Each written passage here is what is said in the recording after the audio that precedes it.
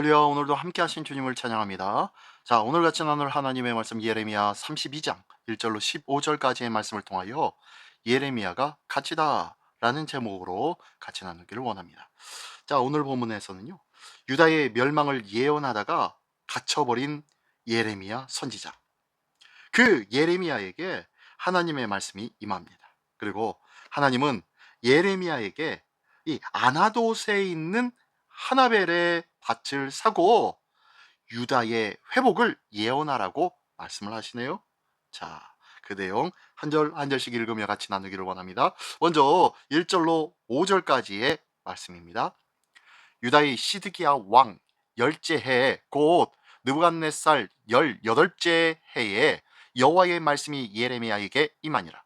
그때에 바벨론 군대는 예루살렘을 에워싸고 선지자 예레미야는 유다의 왕의 궁중에 있는 시위대 뜰에 갇혔으니, 이는 그가 예언하기를 여호와의 말씀에 보라, 내가 이 성을 바벨론 왕의 손에 넘기리니 그가 차지할 것이며 유다 왕 시드기야는 갈대아인의 손에서 벗어나지 못하고 반드시 바벨론 왕의 손에 넘겨진 바 되리니, 입이 입을 대하여 말하고 눈이 서로 볼 것이며 그가 시드기야를 바벨론으로 끌어가리니 시드기야는 내가 돌볼 때까지 거기에 있으리라.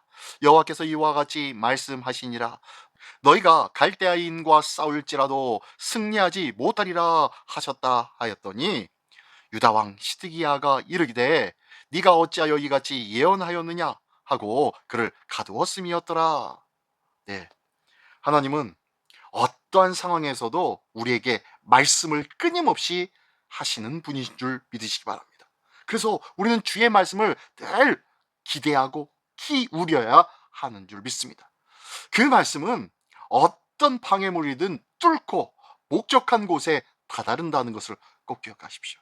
하나님께서 말씀하시는 것은 그 목적이 이루어지는 곳, 하나님의 말씀이 성취되어지는 곳에 반드시 도달하게 된다는 거예요. 보니까요, 시드기야 10년, 약 BC 588년입니다. 바벨론 군대가 예루살렘을 포위하여서 예루살렘이 풍전등화와 같이 곧 함락해 버릴 수밖에 없는 그 처지, 그 상황에 예레미야는 유다의 패망을 예언하다가 시드기야 왕에 의하여서 궁중 시위대들에 갇혀 버리고 만 겁니다. 더는 예언자의 사역을 할 수 없는 상황인 듯 했지만, 하나님은 갇혀있는 예레미야에게 그 말씀으로 임하고 계신 것입니다. 하나님의 말씀이 다다를 곳이 없다라는 것이 보여지고 있죠. 예, 감옥에까지 이르러 하나님의 말씀은 임하십니다. 기억하십시오. 하나님은 우리가 어디에 있든지 늘 말씀하고 계시다는 것을 기억하십시오.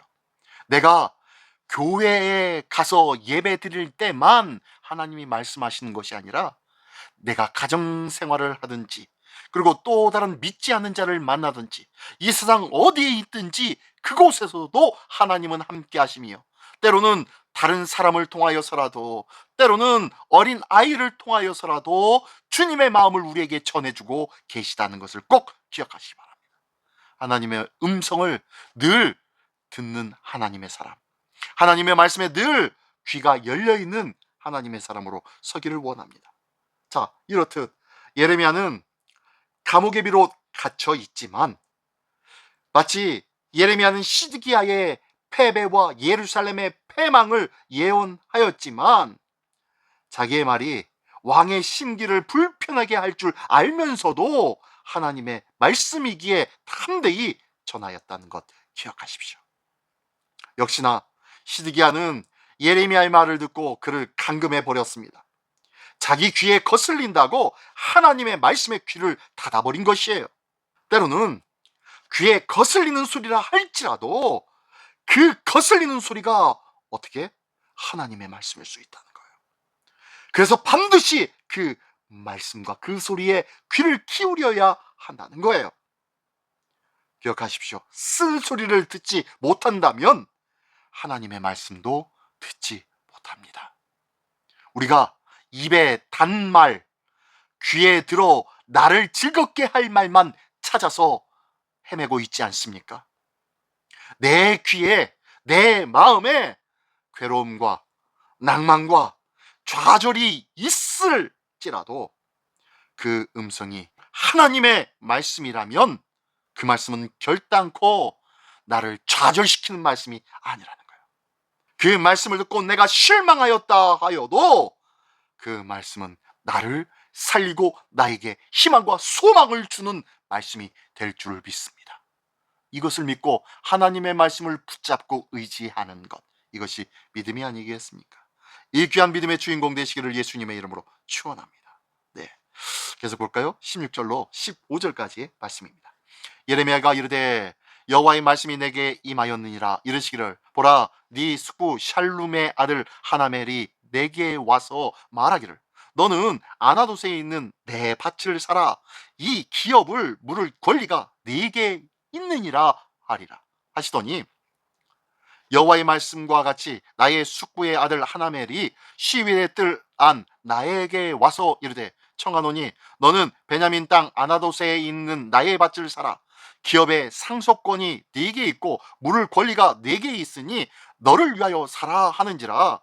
내가 이것을 여호와의 말씀인 줄 알았으므로 내 숙부의 아들 하나멜의 아나도스에 있는 밭을 사는데 은 70세겔을 달아주되 증서를 써서 봉인하고 증인을 세우고 은을 저울에 달아주고 법과 규례대로 봉인하고 봉인하지 아니한 매매 증서를 내가 가지고 나의 숙부의 아들 하나멜과 매매 증서의 인친 증인 앞에 시대 뜰에 앉아있는 유다 모든 사람 앞에서 그 매매 증서를 마세야의 손자 네리야의 아들 바룩에게 붙이며 그들의 앞에서 바룩에게 명령하여 이르되 만군의 여호와 이스라엘의 하나님께서 이와 같이 말씀하시기를 너는 이 증서 곧 봉인하고 봉인하지 않은 매매 증서를 가지고 토기에 담아 오랫동안 보존하게 하라.